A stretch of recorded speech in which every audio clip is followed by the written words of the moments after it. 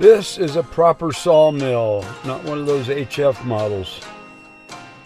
Cutting a couple of mantles for friends.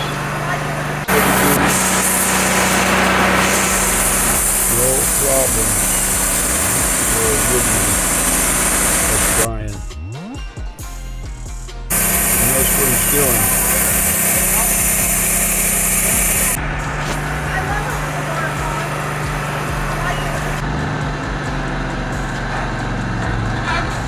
Handling some pretty heavy-duty woods, no problem.